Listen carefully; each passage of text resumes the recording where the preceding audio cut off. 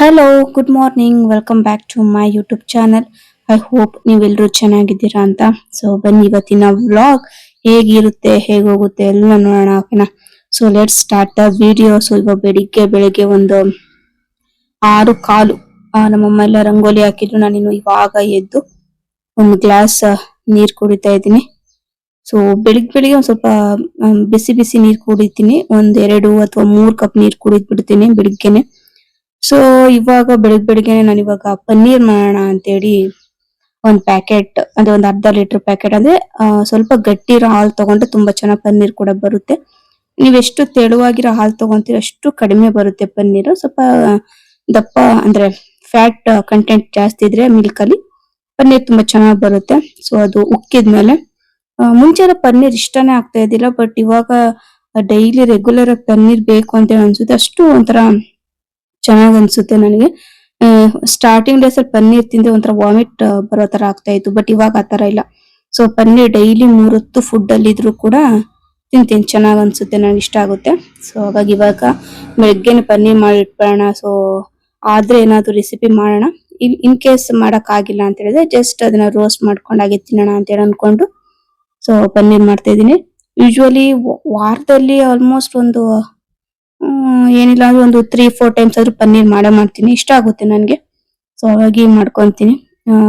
ಈ ಪನ್ನೀರ್ ಮೇಕರ್ ಬಂದ್ಮೇಲೆ ಅಂತೂ ಇನ್ನ ಈಸಿ ಆಗ್ಬಿಡುತ್ತೆ. ಪನ್ನೀರ್ ಮಾಡೋದು ತುಂಬಾ ಈಸಿ ಅನ್ಸುತ್ತೆ. ಇಲ್ಲ ಬಟ್ಟೆಲ್ ಕಟ್ಟಿಟ್ರು ಆಗುತ್ತೆ, ಬಟ್ ಏನಂದ್ರೆ ಒಂದು ನೀಟಾಗಿ ಶೇಪ್ ಆಗಿ ಬರಲ್ಲ, ಮತ್ತೆ ನೀರ್ ಹಾಗೆ ಇರುತ್ತೆ. ಈ ರೀತಿ ಒಂದು ಆನ್ಲೈನ್ ಎಲ್ಲಾ ಕಡೆನೂ ಸಿಗುತ್ತೆ. ಸೊ ತಗೊಂಡ್ ಮಾಡ್ಕೊಂಡ್ರೆ ತುಂಬಾ ಚೆನ್ನಾಗ್ ಅನ್ಸುತ್ತೆ, ಕ್ಲೀನ್ ಆಗಿ ಬರುತ್ತೆ paneer. Hello, good morning. Welcome back to my YouTube channel. So morning ನೋಡ್ತಾ ಇರ್ಬೋದು ಅಲ್ಲಿ ಪನ್ನೀರಿಂದ ಅಂದರೆ ಪನ್ನೀರ್ ಮಾಡಲಿಕ್ಕೆ ಎಲ್ಲ ರೆಡಿ ಮಾಡಿಟ್ಟಿದ್ದೆ, ಬಟ್ ಅದನ್ನು ಓಪನ್ ಮಾಡಿಲ್ಲ, ಹೇಗಾಗಿದೆಯೋ ಏನೋ ಅಂತ ನೋಡಿಲ್ಲ.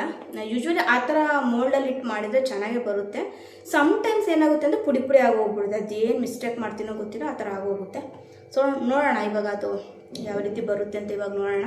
ಸೊ ನೋಡೋಣ, ಪನ್ನೀರ್ ಉಪಯೋಗಿಸ್ಕೊಂಡು ಇವತ್ತು ಯಾವುದಾದ್ರೂ ಒಂದು ರೆಸಿಪಿ ಮಾಡೋಣ ಅಂತ ಅಂದ್ಕೊಂಡಿದ್ದೀನಿ. So let's see. ಯೂಶ್ವಲಿ ಪನ್ನೀರಲ್ಲಿ ಏನು ಮಾಡ್ತೀನಿ ಅಂತ ಹೇಳಿದ್ರೆ ನಾನು ಜಸ್ಟ್ ಅದನ್ನು ರೋಸ್ಟ್ ಮಾಡ್ಕೊಂಡು ಹಾಗೆ ತಿಂತೀನಿ. ಯಾವಾಗೋ ಸಮ್ಟೈಮ್ಸ್ ಅಂದರೆ ತುಂಬ ರೇರ್, ಅದು ಯಾವುದಾದ್ರೂ ಪಲ್ಯ ಮಾಡೋದು ತುಂಬ ರೇರು. ಸೊ ಇವತ್ತು ಮಾಡೋಣ ಅಂತೇಳಿ ಅಂದ್ಕೊಂಡಿದ್ದೀನಿ. ನೋಡೋಣ, ಇನ್ ಕೇಸ್ ಮಾಡಿದರೆ ಅದು ಕೂಡ ತೋರಿಸ್ತೀನಿ. ಮಾಡಿಲ್ಲ ಅಂದರೆ ನೋಡೋಣ ಏನಾಗುತ್ತೆ ಏನು ಅಂತ. ಸೊ ಬನ್ನಿ, ಸ್ವಲ್ಪ ಹೂವಿನ ಗಿಡ ಎಲ್ಲ ಹಾಕೋದಿದೆ, ಅದೆಲ್ಲ ಹಾಕ್ತಾಯಿದ್ದೀವಿ ಇವಾಗ. ಸೊ ಬನ್ನಿ ಅಲ್ಲಿ ಹೋಗ್ಬಿಟ್ಟು ಬರೋಣ. ಗಾರ್ಡನ್ ಕಡೆ, ಗಾರ್ಡನ್ ಅಲ್ಲ, ಇಲ್ಲ ಮನೆ ಪಕ್ಕದಲ್ಲೇ ಇದೆ. ಸ್ವಲ್ಪ ಹೂವಿನ ಗಿಡನೆಲ್ಲ ಹಾಕ್ತಾ ಇದ್ವಿ. ಸೊ ಅಲ್ಲಿಗೆ ಹೋಗ್ಬಿಟ್ಟು ಬರೋಣ, ಬನ್ನಿ, ಲೆಟ್ಸ್ ಗೋ. ಇವತ್ತು ಸ್ವಲ್ಪ ಹೂವಿನ ಗಿಡನೆಲ್ಲ ಹಾಕೋಣ ಅಂತೇಳಿ ರೆಡಿ ಮಾಡಿ ಇಟ್ಕೊಂಡಿದ್ದೆ. ಆಕ್ಚುಲಿ ಇದನ್ನ ಜೂನ್ ಮಂತಲ್ಲೇ ನಾನು ಹಾಕ್ಬೇಕಾಯ್ತು, ಬಿಕಾಸ್ ಮಳೆ ಬರೋ ಟೈಮ್ ಅಲ್ವಾ. ಹಾಗಾಗಿ ಸ್ವಲ್ಪ ಚೆನ್ನಾಗಿ ಮಳೆ ಬರುತ್ತೆ ಅಂತೇಳಿ ಹಾಕೋಣ ಅಂತೇಳಿ 1-1.5 ತಿಂಗಳು ಬ್ಯಾಕ್ ಇದು ಅಂದ್ರೆ ಪ್ಲಾನ್ ಇದು. ಬಟ್ ಏನಕ್ಕೆ ಹಾಕಿಲ್ಲ ಅಂತ ಹೇಳಿದ್ರೆ ಮಳೆನೇ ಇಲ್ಲ, ಸ್ವಲ್ಪ ಕೂಡ ಮಳೆ ಇಲ್ಲ. ಗೊತ್ತಿಲ್ಲ, ದೇವರಲ್ಲಿ ಬೇಡ್ಕೊಳ್ತಾ ಇದ್ದೀನಿ ಮಳೆ ಬರ್ಲಿ ಅಂತೇಳಿ. ಬಿಕಾಸ್ ನನಗೆ ಮಳೆ ವಾತಾವರಣ ನಿಜವಾಗ್ಲೂ ಎಷ್ಟು ಇಷ್ಟ ಅಂದ್ರೆ ನನ್ ಫುಲ್ ಇಷ್ಟ. ಮಳೆ ವಾತಾವರಣ, ಮಳೆ ಸಿಕ್ಕಾಪಟ್ಟೆ ಇಷ್ಟ ಆಗುತ್ತೆ. ಬಟ್ ಈ ವರ್ಷ ನಾನು ಮಳೆನೇ ನೋಡಿಲ್ಲ ಕರೆಕ್ಟ್ ಆಗಿ. ಸೊ ಹಾಗಾಗಿ ಆದಷ್ಟು ಬೇಗ ಮಳೆ ಬರ್ಲಿ ಅಂತ ಹೇಳಿ ಕೇಳ್ಕೊಂತೀನಿ. ಅಂದ್ರೆ ಮಳೆ ಬರೋ ಟೈಮಲ್ಲೇ ಇದೆಲ್ಲ ಹಾಕೋಣ ಅಂತೇಳಿ ಅನ್ಕೊಂಡೆ, ಮಳೆ ಬರ್ತಾ ಇಲ್ವಲ್ಲ.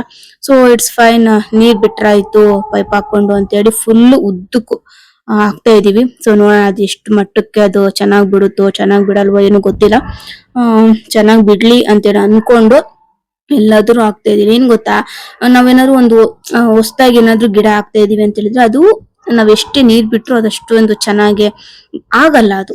ಅದೇ ನಾವೇನಾದ್ರು ಮಳೆಗಾಲದಲ್ಲಿ ಹಾಕಿದ್ರೆ ನಾವ್ ಏನ್ ನೀರ್ ಹಾಕೋದು ಬಿಡ, ಆ ಮಳೆ ನೀರ್ಗೆನೆ ಅದು ಕೂಡ ಗಟ್ಟಿ ಆಗುತ್ತೆ. ಸೊ ಅದಕ್ಕೋಸ್ಕರನೇ ಮಳೆಗಾಲದಲ್ಲಿ ಹೊಸ ಹೊಸ ಚಿಗುರ್ನ ನಾವು ನೋಡೋದು, ಹೊಸ ಗಿಡಗಳನ್ನ ನಾವ್ ಹಾಕೋದು. ನಾವ್ ಎಷ್ಟೇ ನೀರ್ ಬಿಟ್ರು ಪಾಪ ಅದಕ್ಕೆ ಶಕ್ತಿ ಇರಲ್ಲ ಅದನ್ನ ತಡ್ಕೊಳ್ಲಿಕ್ಕೆ. ಸೊ ಹಾಗಾಗಿ ಅಂದ್ರೆ ಚಿಕ್ಕ ಗಿಡ ಇರುತ್ತೆ. ಅದೇ ಮಳೆಗಾಲದಲ್ಲಿ ಹಾಕ್ದಾಗ ಚಳಿ ವಾತಾವರಣಕ್ಕೆ ಅದೊಂಥರ ಅಡ್ಜಸ್ಟ್ ಆಗಿ ಚೆನ್ನಾಗ್ ಬಂದ್ಬಿಡುತ್ತೆ. ಸೊ ನೋಡೋಣ, ಈ ಬಿಸಿಲಲ್ಲಿ ನಾವ್ ಹಾಕೋ ನೀರಿಗೆ ಆ ಗಿಡಗಳು ಇರುತ್ತೋ ಇಲ್ಲೋ ನನ್ಗಂತೂ ಒಂದು ಗೊತ್ತಿಲ್ಲ. ಸೊ ನೋಡೋಣ ಅದೆಷ್ಟ್ರ ಮಟ್ಟಿಗೆ ಚೆನ್ನಾಗಿ ಚಿಗುರ್ಕೊಳ್ಳುತ್ತೆ. ನಿಮ್ಮೊಟ್ಟಿಗೆ ಕೂಡ ಹಂಚ್ಕೊಳ್ತೀನಿ ಅದ್ ಯಾವ ರೀತಿ ಬರುತ್ತೆ ಎಲ್ಲ ನೋಡೋಣ. ಸೊ ನಾನು ಕೂಡ ಚೆನ್ನಾಗ್ ಬರ್ಲಿ ಅಂತ ಹೇಳಿ ಬಿಟ್ಕೊಳ್ತಾ ಇದೀನಿ. ಬಿಕಾಸ್ ನಾವ್ ಎಷ್ಟು ಗಿಡ ಹಾಕೋದ್ ಮುಖ್ಯ ಅಲ್ಲ, ಅದೆಷ್ಟು ಚೆನ್ನಾಗಿ ನೋಡ್ಕೊಳ್ತೀವಿ ಅನ್ನೋದು ತುಂಬಾ ಮುಖ್ಯ ಆಗುತ್ತೆ ಅಲ್ವಾ. ಅದಕ್ಕೆ ಕೆಲವೊಂದ್ ಟೈಮ್ ಒಳ್ಳೆ ಮಣ್ಣು ಹಾಕ್ಬೇಕು, ಗೊಬ್ಬರ ಹಾಕ್ಬೇಕು, ಅಲ್ಲಿ ಸೈಡ್ ಅಲ್ಲಿ ಇರೋ ಹುಳ್ಳೆಲ್ಲ ಕೀಳ್ಬೇಕು, ಔಷಧಿ ಎಲ್ಲ ಹಿಡಿದ್ರೆ ಗಿಡಗಳು ಸತ್ತು ಹೋಗ್ಬಿಡುತ್ತೆ.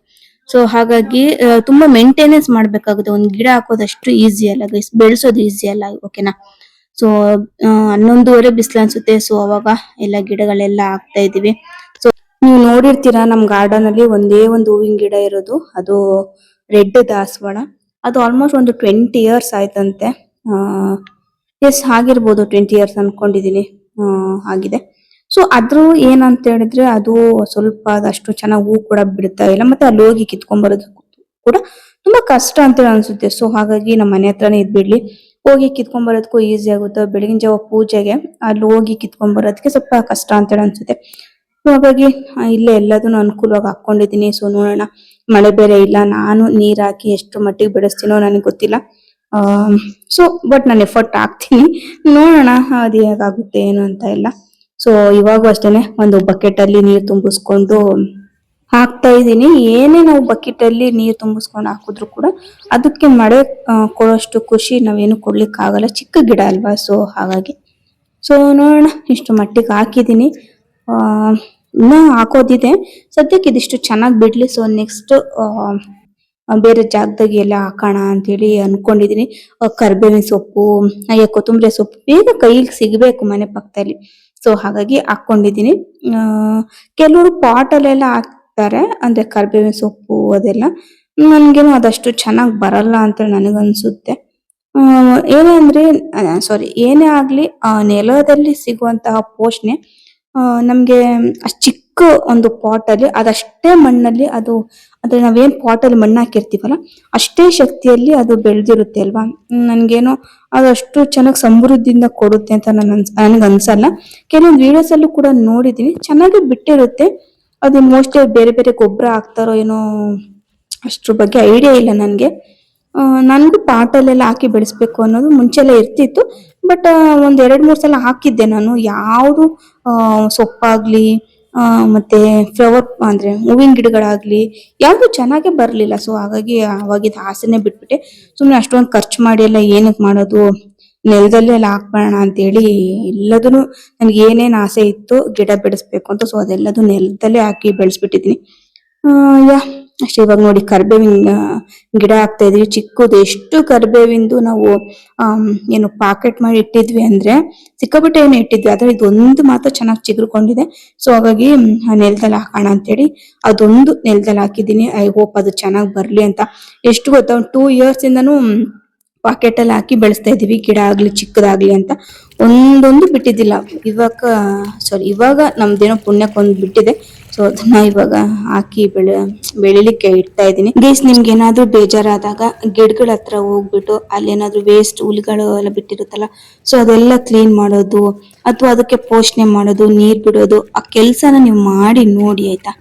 ಮನೆ ಮುಂದೆ ಗಾರ್ಡನ್ ಇರ್ಬೋದು, ನಿಮ್ಗೆ ಯಾವುದೇ ಗಿಡ ಆಗ್ಲಿ, ಶೋ ಗಿಡಗಳು, ತರಕಾರಿ ಗಿಡಗಳು, ನಿಮ್ ಕೈಲಿ ಎಷ್ಟಾಗುತ್ತೋ ಅಷ್ಟು ಕೆಲ್ಸನ ನೀವು ಮಾಡಿ, ಓಕೆನಾ. ಅದು ಕ್ಲೀನ್ ಆಗಿರುತ್ತಲ್ವಾ, ನೀವು ಕೆಲಸ ಮಾಡಿದ್ಮೇಲೆ ತುಂಬಾ ಚೆನ್ನಾಗಿ ಕ್ಲೀನ್ ಆಗಿ ಕಾಣಿಸ್ತಾ ಇರುತ್ತಲ್ವಾ. ಸೊ ಆ ಖುಷಿನೇ ಬೇರೆ ಆಯ್ತಾ. ಆ ಖುಷಿ ಇದೆಯಲ್ಲ, ನಿಮ್ಮನ್ನ ಎಂಥ ಬೇಜಾರಿಂದನೂ ಅದು ತೆಗೆದಾಕ್ಬಿಡುತ್ತೆ ನಿಜವಾಗ್ಲು.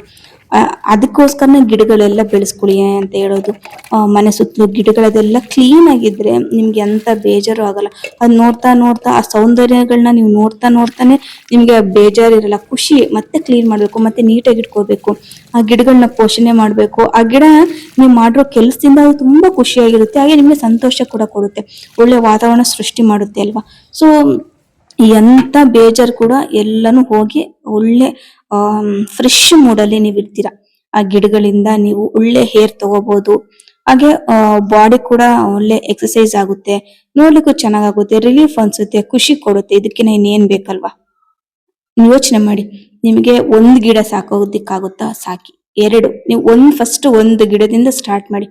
ಸೊ ಅದು ಚೆನ್ನಾಗಿ ಬೆಳೀತಾ ಬೆಳೀತಾ ನಿಮ್ಗೆ ಇನ್ನೂ ಒಂದು ಹಾಕ್ಬೇಕು ಅಂತೇಳಿ ಅನ್ಸುತ್ತೆ. ಸೊ ಓಕೆನಾ. ಅದೇ ತರ ದಿನ ದಿನಕ್ಕೂ ಗಿಡಗಳನ್ನ ಜಾಸ್ತಿ ಬೆಳೆಯೋದಕ್ಕೆ ಟ್ರೈ ಮಾಡಿ, ಬೆಳೆಸೋದಕ್ಕೆ ಟ್ರೈ ಮಾಡಿ. ಒಳ್ಳೆ ಖುಷಿಯಾಗಿರ್ಬೋದು, ಒಳ್ಳೆ ವಾತಾವರಣ ಸೃಷ್ಟಿ ಮಾಡ್ಬೋದು. ಯಾರ ಮೇಲೂ ಬೇಜಾರ್ ಮಾಡ್ಕೊಳೋದೇ ಬೇಡ. ಯಾರು ಏನೇ ಮಾಡ್ಕೊಂಡ್ರು ಯಾರು ಬೇಜಾರ್ ಮಾಡಕ್, ನಿಮ್ ಕೆಲ್ಸ ಇರುತ್ತಲ್ವಾ, ನೀವು ಕೆಲಸ ಮಾಡ್ಕೊಂಡು ಆರಾಮಾಗಿರಿ ಅಷ್ಟೇ, ಓಕೆನಾ. ಸೊ ಇವಾಗ ಪನ್ನೀರ್ ಮಾಡ್ತಾ ಇದ್ದೀನಿ. ಪನ್ನೀರಲ್ಲಿ ಆಲ್ರೆಡಿ ಮಾಡಿಟ್ಟಿದ್ನಲ್ವಾ, ಸೊ ಅದನ್ನ ಇವಾಗ ಕಟ್ ಮಾಡಿ ಈ ತರ ಬಾಕ್ಸ್ ಅಲ್ಲಿ ಹಾಕಿಟ್ಕೊಂಡ್ಬಿಡ್ತೀನಿ. ನನ್ಗೆ ಬೇಕಾದಾಗ ಇದನ್ನ ರೋಸ್ಟ್ ಮಾಡ್ಕೊಂಡು ತಿನ್ಕೊಂತೀನಿ ಅಥವಾ ಪಲ್ಯಗೆ ಹಾಕೊಳ್ತೀನಿ. ಚೆನ್ನಾಗ್ ಅನ್ಸುತ್ತೆ. ನಂಗೆ ಪನ್ನೀರ್ ತುಂಬಾ ಇಷ್ಟ ಆಗುತ್ತೆ. ಹಾಗೆ ನೋಡಿದ್ರಲ್ಲ ಇವತ್ತಿನ ವ್ಲಾಗ್, ನಿಮ್ಗೆ ಏನ್ ಅನ್ಸ್ತು ಕಮೆಂಟ್ ಮಾಡಿ. ಸೊ ಆದಷ್ಟು ಗ್ರೀನರಿನ ನಿಮ್ಮ ಸುತ್ತಮುತ್ತನು ಇಟ್ಕೊಳಕ್ಕೆ ಟ್ರೈ ಮಾಡಿ. ತುಂಬಾ ಚೆನ್ನಾಗ್ ಅನ್ಸುತ್ತೆ, ರಿಲೀಫ್ ಅನ್ಸುತ್ತೆ, ಖುಷಿ ಕೊಡುತ್ತೆ. ನಿಮ್ಮ ಅದನ್ನ ಒಂದ್ ಒಳ್ಳೆ ಬೆಸ್ಟ್ ಫ್ರೆಂಡ್ ಆಗಿ ನೋಡ್ಕೊಳ್ಳಿ. ಓಕೆನಾ? ಗಿಡಗಳನ್ನ ನೀವ್ ಯಾರಿಗೋ ಏನೋ ಎಷ್ಟೇ ಒಳ್ಳೇದ್ ಮಾಡಿದ್ರು ಕೆಲವ್ರಿಗೆ ಅದು ಒಳ್ಳೇದ್ ಬಗ್ಗೆ ಸ್ವಲ್ಪ ಯೋಚನೆ ಕೂಡ ಇರೋದಿಲ್ಲ, ನಿಮ್ ಬಗ್ಗೆನೂ ಯೋಚನೆ ಇರಲ್ಲ. ಅದೇ ಒಂದ್ ಗಿಡಗಳನ್ನ ಸಾಕೊಡ್ರಿ, ಅದು ನಿಮ್ಗೆ ಒಳ್ಳೆ ತರಕಾರಿ ಬೆಳೆಸಿದ್ರೆ ಒಳ್ಳೆ ಊಟ ಕೊಡುತ್ತೆ, ಅಂದ್ರೆ ವೆಜಿಟೇಬಲ್ಸ್ ಕೊಡುತ್ತೆ. ಹೂವಿನ ಗಿಡಗಳು ಒಳ್ಳೆ ಹೂಗಳನ್ನಾದ್ರೂ ಕೊಡುತ್ತೆ. ಫುಲ್ ಖುಷಿಯಾಗಿರ್ಬೋದು ಗೈಸ್. ಯಾರ ಮೇಲೋ ನೀವು ಬೇಜಾರ್ ಮಾಡ್ಕೊಳೋದು, ಯಾರ ಮೇಲೋ ಯಾರು ಫ್ರೆಂಡ್ಶಿಪ್ ಬೆಳೆಸೋದಿಕ್ಕಿನ ಈ ರೀತಿ ಗಿಡ ನೇಚರ್ ಮಧ್ಯೆ ಇರಿ. ಓಕೆನಾ? ಒಳ್ಳೆ ವಾತಾವರಣ ಕೊಡುತ್ತೆ, ಹಾಗೆ ನಿಮ್ಗೆ ಒಳ್ಳೆ ಖುಷಿ ಕೊಡುತ್ತೆ ಅಷ್ಟೇ ಗೈಸ್. ಓಕೆನಾ? ಹಾಗೆ ಇವತ್ತಿನ ವ್ಲಾಗ್ ಕೂಡ ಇಲ್ಲಿ ಎಂಡ್ ಮಾಡೋಣ. ಮತ್ತೆ ನೆಕ್ಸ್ಟ್ ವ್ಲಾಗ್ ಅಲ್ಲಿ ಮತ್ತೆ ಸಿಗ್ತೀನಿ. ಅಲ್ಲಿವರೆಗೂ ಟೇಕ್ ಕೇರ್, ಬಾಯ್.